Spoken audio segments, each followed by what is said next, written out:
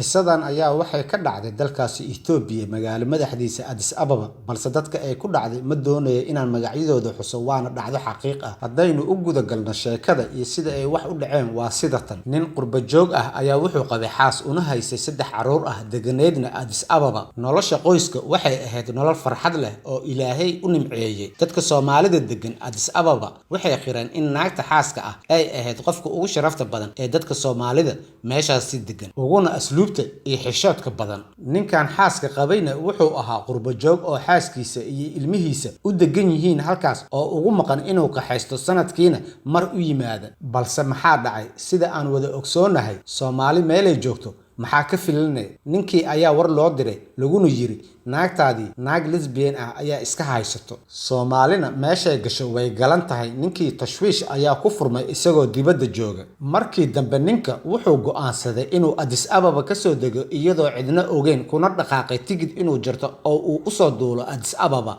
xataa umuusan sheegin xaaskiisa iyo qoyskiisa inuu soo socdo markuu yimid caasimadda hotel ayuu iska degay oo howlihiisii sirdoon ka bilaabay maalin walba taxi ayuu kiraysanayay isagoo kor ka wiideynayay xaaskiisa isna qarinaya dabagal dhowr maalin qaatay kadib maalin maalmaha ka mid ah ayuu dabagalay xaaskiisa oo guriga ka soo baxday taxina qaadatay iyadoo ku sii jeeda gurigii naagtii lesbianka ahayd ee ninka loo sheegay naagta lesbianka waa naag Itoobiyaan ah oo guri kaligeeda degan tahay naagahana ugu yimaadaan howlaheeda lesbiyaannimana ku fulisa xaaskii ninka markay soo gaartay guriga naagta lesbianka gudaha ayay u gashay oo halkaas isku arkay naagtii sheeko iyo romaansi kadib waxay bilaabeen inay sidii nin iyo naag oo kale isugu galmoodaan iyadoo naagta lesbianka ay xiranayso suun ku rakiban taranka ragga oo caag macbil ah dabadeedna sidii nin oo kale ugu galmoonaysa naagta ninkii darbiga guriga inuu ka soo booday ayuu u soo dhuudhuumanayay yimid qolkay ku jireen labada naag ooba aysan ka qasnayn sheekadana marayso dhiidhiin markaasuu wuxuu arkay xaaskiisa oo lala kor taagan yahay taranka ragga ee macbilka ahaa ee ka samaysnaa caaga markii hore suu u hubinayay waxa ay sameynayaan waxa hal mar afkiisa ka soo baxay ka joog ha sameyn qolkiina dalaq soo yiri isagoo dharbaaxsho ku bilaabay xaaskiisa suunkii ku rakibnaa taranka ragga macbilka ahaane